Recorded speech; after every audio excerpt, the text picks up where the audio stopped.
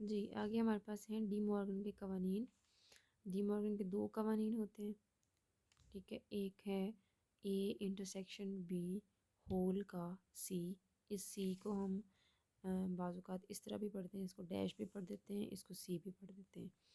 ए और बी का इंटरसेक्शन लेके उसका सी लेना है। सी किस तरह लेना है ये मैं आपको बताती हूँ। इसी तरह ए का अलग से सी लेना है और बी का अलग से सी लेना है, इन दोनों का यूनियन कर देना है। तो वो कहते हैं कि अगर ए और बी के इंटरसेक्शन का सी लिया जाए तो वो ए अलग सी और बी के अलग सी दोनों के जो यूनियन के बराबर होता है। ये आपने ना ये कानून ऐसे ही याद कर लेना है, आपको पता होना चाहिए कानून क्या है, उसको बाद में आप हल कर लेंगे फिर। इसी तरह जो सेकंड वाला है उसमें यहाँ इंटरसेक्शन की बजाय यूनियन आ गया। ए और बी का यूनियन है, उसका सी लिया जाए तो ए और बी के अलग अलग सी लेके उसका जो इंटरसेक्शन लिया जाएगा उसके बराबर वो होता है सोल्यूशन। या ये कह लें कि हम मैंने थोड़ा सा आपको समझाने की कोशिश की है कि सी असल में कैसे लेना है। सी लेना होता है कि एक आपको ना कोई भी यूनिवर्सल सेट दिया हुआ होता है। जब भी आपको डी मॉर्गन का कवानीन वाला सवाल आएगा ना, आपको एक यू सेट दिया हुआ होगा लाजमी ए बी के अलावा। तो वो जो यू सेट होता है यूनिवर्सल सेट, कहा यह जाता है कि ये जो ए और बी है ना आपके, ये दोनों यू के तहती सेट हैं, होगा भी ऐसे ही। तो हमने ये करना होता है कि जब हमने किसी चीज़ का सी लेना है ना, तो हमने उसमें से यू को माइनस कर देना है। जैसे हमने ए का सी लेना है ना, तो हमने क्या करना है, यू माइनस ए कर देना। यू हमारे पास क्या है, 1 2 3, 3 से लेकर 10 तक, ठीक है। माइनस हमने कर देना है उसमें से ए को। ए है 2 4 6,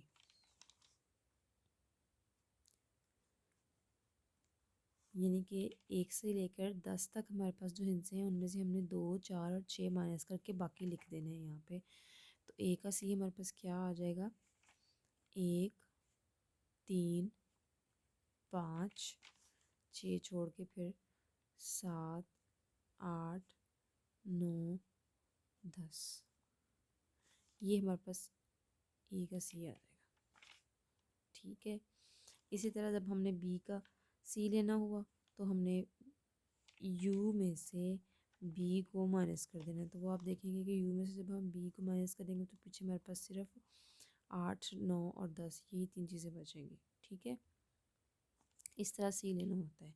और यहाँ हमने जब ए और बी का इंटरसेक्शन लेना है, जैसे ए और बी है हमारे पास, फ़र्ज़ करें हमने इसका इंटरसेक्शन लेना है, ए और बी का इंटरसेक्शन ले के उसके बाद उसका सी लेना है, हम ले लेते हैं, ठीक है। ए है 2 4 6 और इंटरसेक्शन लेना है उसका बी के साथ, जबकि बी हमारे पास है 1 से लेकर 7 तक।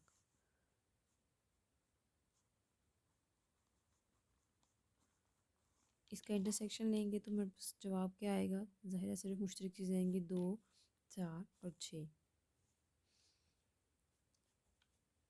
ये इंटरसेक्शन ले लिया है। तो इंटरसेक्शन लेने के बाद अब हमने इसका सी लेना है,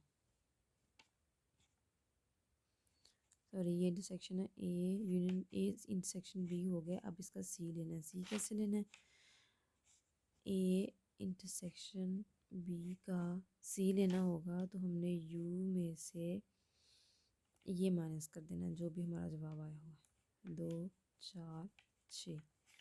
अब हमारा यू क्या है, 1 से लेकर 10 तक, ये देख लें 1 से लेकर 10 तक यू है, 1 2 3 आगे 10 तक है।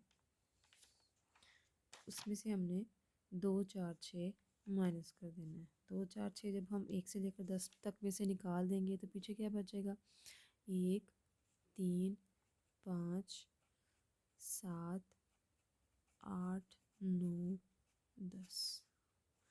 तो ये हो गया ए इंटरसेक्शन बी का सी। इसी तरह आपने क्या करना है, आपने ए अलग जो है इसका सी लेना है, यानी कि जो यू दिया होगा यू में से ए को माइनस कर देना है तो ए का सी आ जाएगा। ये मैंने निकाल के भी दिखाया।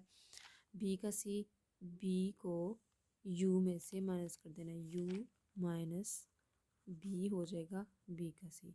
ये दोनों जब आपके पास आ जाएंगे तो हमने इन दोनों का यूनियन ले लेना है, जो कि बराबर होगा ए इंटरसेक्शन बी के सी के। पहला कानून ये है और दूसरा कानून ये है।